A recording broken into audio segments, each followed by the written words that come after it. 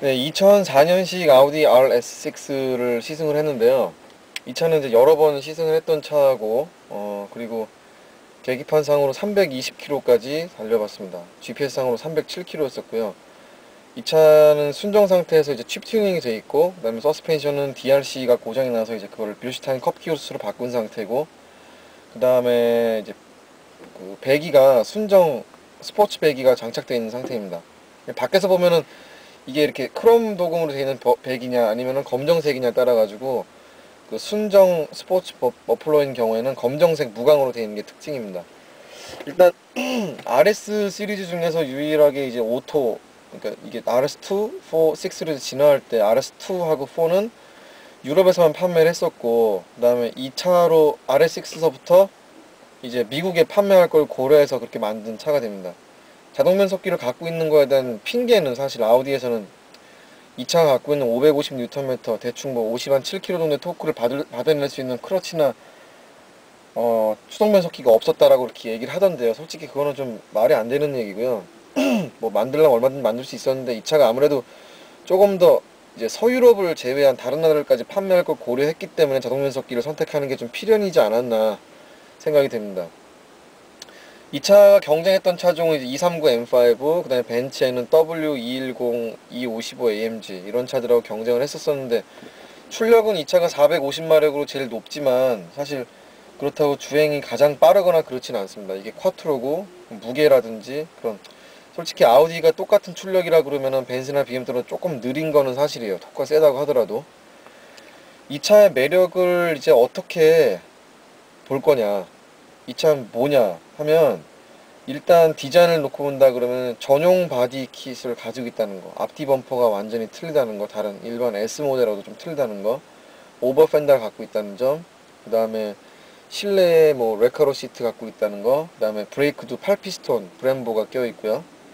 그리고 뭐 DRC 같은 경우에는 사실 다이나믹 라이드 컨트롤 이래서 기계식, 나름대로 기계식 약간 액티브 서스펜션을 흉내냈는데, 내구성이 워낙 약하고 별로 좋은 장비라고 저는 생각을 하지 않기 때문에 뭐 크게 별로 언급할 것은 없습니다. 일단 그런 어떤 약간 이 차가 좀 특별하다라는 그런 뽐을 되게 많이 낸 그런 차이고, 엔진도 이제 아우디가 보통 엔진 하나를 만들어갖고 여러 곳에 이렇게 나눠 쓰던 것에서 벗어나가지고 사실 V8 4.2 트윈 터보 엔진을 만들어서 딱 요 차에만 썼었거든요. 이 차가 한 13,000대 정도 만들어졌었으니까, 이 차가 3년 동안 그 생산되는 기간 동안에, 그러면서 전용 엔진을 받았다는 것만으로도 굉장히 좀 뭐랄까 좀 혜택을 많이 받은 그런 차고요. 엔진을 놓고 봤을 때 매력은 사실 이 차가 트윈 터보 엔진을 가지고 있다는 거, 토크가 얼마라는 거, 이런 것보다 더 중요한 거는 사실 이 차가 갖고 있는 그 잠재력이 굉장히 크다는 거.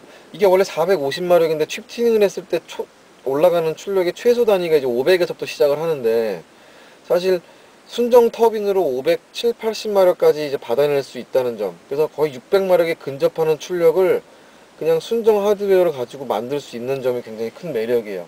사실 BMW도 이제 터보 엔진을 만들기 시작하는데, 그 대표적인 엔진 중에서 이제 335에 들어가는 직렬 6기통 트윈 터보나 싱글 터보 엔진 같은 경우에는 튜닝을 안 해도 굉장히 열에 대한 부담이 좀 커서 오일 온도가 많이 올라간다든지, 뭐 열 때문에 여름에 좀 부담이 된다든지 그런 경우가 되게 많은데, 이 차를 한창 제가 테스트할 당시가 정말로 더울 때였어요. 비가 막 그치고 막 밤에도 30도 가까이 되고 그런 굉장히 습한 날이었었는데도 에어컨을 켜고도 300을 달리면서도 온도에 대한 부담이 전혀 없을 정도로, 차가 엔진의 페이스가 떨어진다든지 그런 과격한 테스트에도 굉장히 잘 견디는 그런 모습을 보여줬습니다.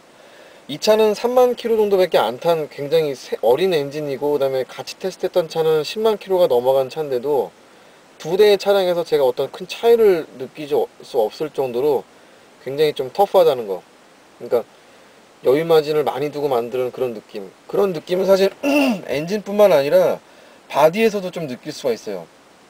사실 이 차가 밸런스가 좋은 차라든지 핸들링이 아주 좋은 차라고 보기는 굉장히 어려워요. 일단은 M5랑 비교한다면 굉장히 둔탁한 느낌을 가지고 있기 때문에 조금 뭐랄까 재미라든지 이 차를 맘대로 막 다루는 느낌은 좀 떨어지는데, 일단 초고속 상황에서 280이 넘어가는 그런 상황에서의 어떤 만족도를 본다 그러면 저는 이 차가 좀 더 좋다고 생각해요. 바디가 갖고 있는 어떤 강성이라든지 그런 우직한 느낌은 이 차가 훨씬 더 저는 강하게 생각이 느껴지고요. 그리고